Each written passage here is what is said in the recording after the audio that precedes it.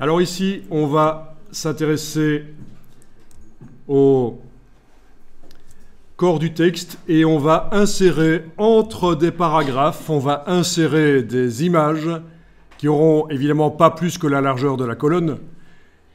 Et la caractéristique, c'est qu'elles ne seront pas juste posées sur le texte ou entre des paragraphes, elles seront insérées sur un paragraphe spécialement pour elles. Et donc, quand on va modifier le texte, ajouter des caractères en supprimer, l'image va monter ou descendre dans la colonne, peut-être même passer à la colonne suivante. Donc, ce qu'il nous faut dans un premier temps, c'est évidemment d'aller chercher, on va faire ça avec 2 images pour commencer, 2-3 images en fait. Vous allez dans Bing,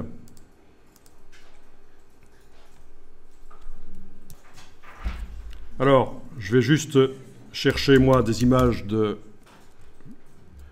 chiens parce que j'en ai marre des chevaux. De toute façon, les deux sont bons avec une bonne sauce. Mais quand même, je vais chercher des images de chiens. Voilà, images. Au niveau du filtrage, donc là je suis dans Bing, hein. Si vous y allez par Google, bonne chance. Hein.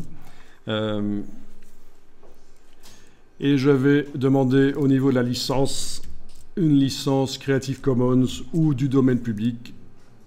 Et je vais rapidement aller cliquer sur les images.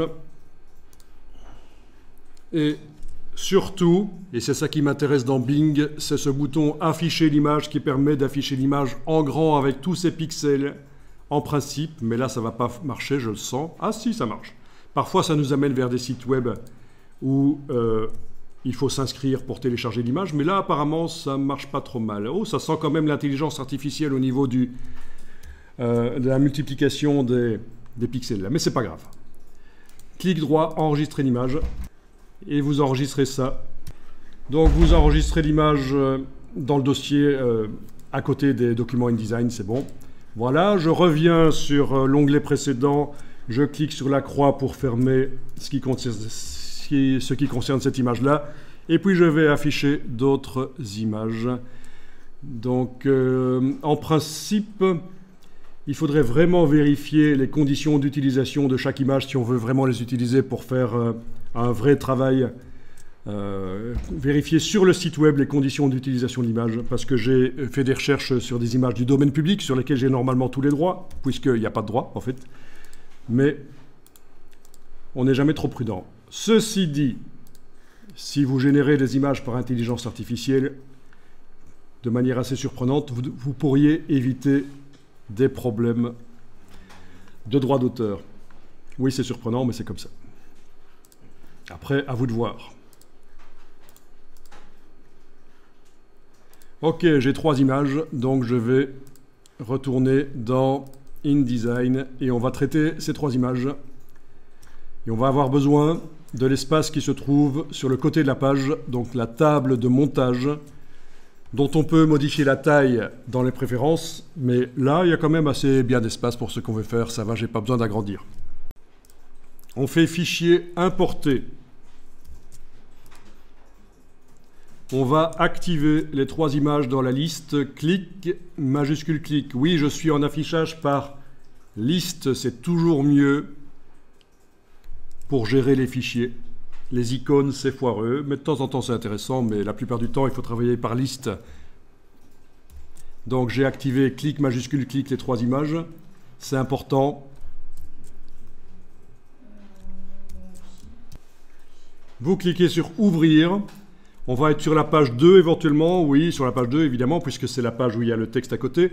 Alors, vous enfoncez le bouton la souris, vous voyez qu'il y a 3 images dans le curseur. Vous enfoncez le bouton la souris, vous gardez enfoncé, vous bougez, et pendant que vous avez le bouton la souris enfoncé, vous appuyez sur la flèche, sur le clavier, la flèche qui va vers le haut, 1 fois, 2 fois, et là vous allez créer en fait 3, faites à peu près carré, c'est bien. Ou peut-être un peu rectangulaire vertical, oui c'est bien aussi. Vous lâchez le bouton la souris et vous avez 3 blocs. Et on va maintenant demander que les images remplissent les blocs. Pratique ça, si vous voulez amener 4, 10, 20, 50 images dans InDesign d'un coup et qu'elles soient dans un bloc, cette technique fonctionne. Oui, on a utilisé la flèche qui va vers le haut pour augmenter le nombre de rangées, mais il y a aussi la flèche qui va vers la droite pour augmenter le nombre de colonnes. Donc on peut faire des grilles d'images. Vous pourrez tester plus tard.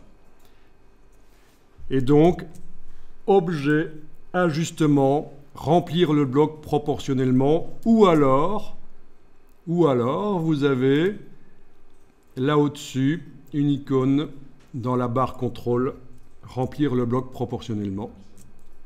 Et voilà, c'est fait. Ça remplit le bloc sans être déformé. Bien sûr, parfois, il va falloir repositionner. Donc forcément, les images n'ont pas exactement la même proportion que ces blocs-là. Donc, ça déborde. Donc ici, je vais double-cliquer ou cliquer sur le réticule, là, voilà. On voit que l'image déborde jusque là au-dessus et jusque là en dessous. Avec la touche Shift enfoncée, je la déplace. Voilà, pour montrer quand même la partie la plus importante, c'est la tête. Même chose ici, je clique sur le réticule. On voit que celle-là déborde sur la gauche et la droite. Avec la touche Shift enfoncée, je déplace. Et voilà, je montre quand même la partie la plus importante de l'image. Donc, quelques petites corrections. On va enregistrer le document et puis on va insérer les images dans le flux du texte.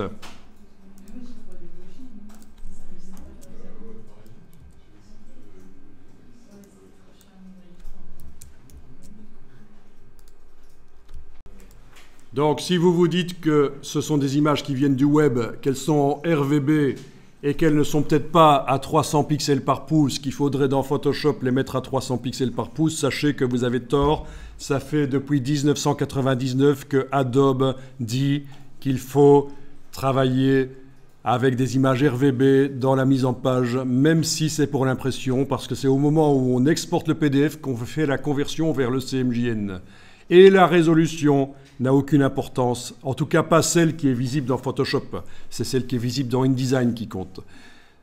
Voilà, ça c'était la petite piqûre de rappel par rapport à les bêtises qu'on entend encore régulièrement. Vous devez ouvrir l'image dans Photoshop, la mettre en 300 pixels par pouce, la transformer en CMJN parce que c'est pour l'impression, c'est logique. Ça c'était vrai dans les années 90, mais ça n'est plus vrai depuis 1999. Et donc, voilà. Donc, vous avez vos images. Ce que vous allez faire maintenant, c'est les insérer dans le texte. On va faire ça ensemble. On va commencer par une première. On créera un style de paragraphe pour les paragraphes qui supportent les images et un style d'objet même. Donc, première chose, vous prenez l'outil texte et vous allez cliquer à la fin, par exemple, du premier paragraphe sur la page 2. Et vous enfoncez la touche retour chariot et vous avez la touche entrée, donc vous enfoncez la grosse touche entrée sur le clavier, vous avez un paragraphe vide. Dans la palette paragraphe, il n'est pas nécessaire qu'il soit aligné sur la grille parce qu'il va contenir une image en fait, donc je peux enlever l'alignement sur la grille. Ensuite, on va centrer l'image par rapport à la largeur de la colonne. Donc vous activez le centrage. Voilà, le curseur est là au centre.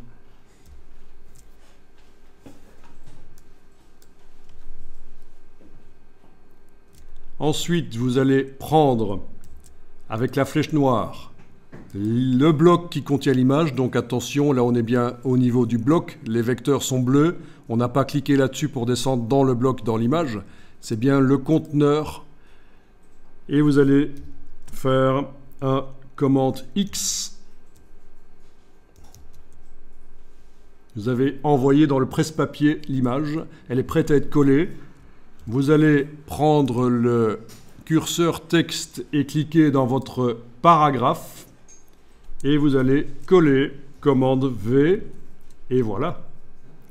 Alors parfois, l'image déborde par-dessus le paragraphe précédent et il faudra dans ce cas-là aller cliquer sur paragraphe standard dans la palette des styles de paragraphe pour que ça fonctionne. Mais du coup, il faudra recommencer l'opération du centrage dans la palette paragraphe. Voilà.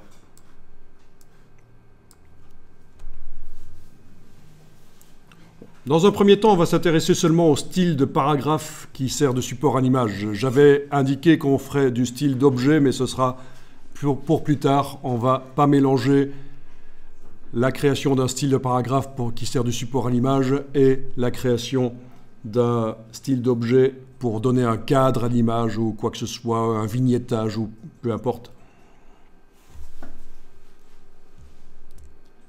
Donc je vous rappelle que si vos images ont l'air un peu pixelisées, c'est dans le menu affichage, performance d'affichage que ça se passe.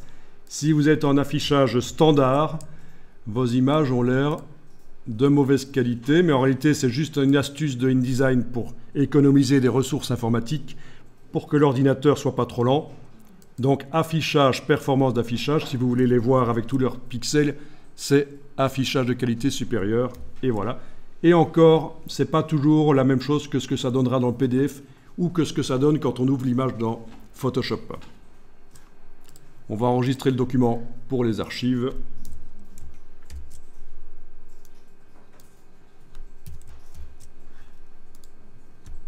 En ayant le curseur qui clignote, en fait il clignote sur tout le côté de l'image là. Ah oui, peut-être que votre image est trop grande par rapport à la largeur de la colonne. Dans ce cas-là, vous la sélectionnez avec la flèche noire, sans double-cliquer, on est vraiment au niveau du conteneur, et vous allez, dans l'outil de transformation, prendre une poignée du coin, et avec la touche Shift enfoncée pour garder les proportions, vous redimensionnez l'image. Voilà. Là, je vais la faire même légèrement plus grande que la colonne. Légèrement. Pourquoi pas? C'est acceptable. Et alors, il se passe ceci. Si vous essayez maintenant avec l'outil texte de sélectionner le paragraphe qui contient... Ben, ça ne marche pas. Impossible d'insérer le curseur. Donc, dans ce cas-là, on est obligé de faire le curseur dans le paragraphe qui suit ou à la fin du paragraphe qui précède. Et avec dans ce cas-ci, avec la flèche droite sur le clavier, je descends dans le paragraphe de l'image. Ou alors, si j'avais cliqué sur le paragraphe qui suit, avec la flèche gauche du clavier, je remonte dans le paragraphe de l'image. Voilà. Il faut être dans le paragraphe de l'image avec le curseur géant qui clignote sur le bord de l'image, à gauche ou à droite de l'image. Et là, dans la palette style de paragraphe, on va demander de faire... Donc, palette style de paragraphe, nouveau style de paragraphe. Et on va appeler ça image ancrée dans body text. Voilà. Attention, d'après aucun style, on n'a pas besoin de faire de parentage de style dans ce cas-ci. Ça n'a aucun intérêt. Appliquer le style à la sélection, c'est super, c'est ce qu'il faut. OK. Et voilà. Le paragraphe qui sert de support à l'image utilise le style image ancrée dans body text. À partir de là, je vais aller ailleurs dans le document. Par exemple ici sur la colonne, la deuxième colonne, je vais aller enfoncer la touche... donc j'ai mis le curseur à la fin d'un paragraphe. J'enfonce la touche retour chariot, la grosse touche. Je vais aller copier-coller une image... Donc couper-coller une image. Donc je sélectionne avec la flèche noire l'image là sur le côté. Je fais commande X, c'est édition coupée. Je mets le curseur texte sur le paragraphe vide que je viens de créer. Je fais commande V et j'applique le style de paragraphe et donc l'image devrait se centrer. Le style, il est là. Image ancrée dans body text et voilà. Et je fais la même chose pour la troisième éventuellement. Ça va être rapide. Voilà.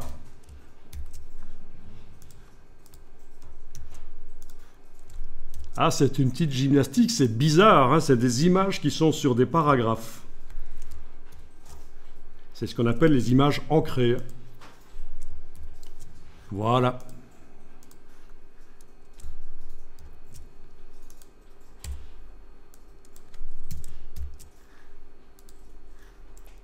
Et donc, si on modifiait le texte, par exemple, si ici je vais enlever une partie de ce texte, en plus c'est la partie la plus dégueulasse, franchement.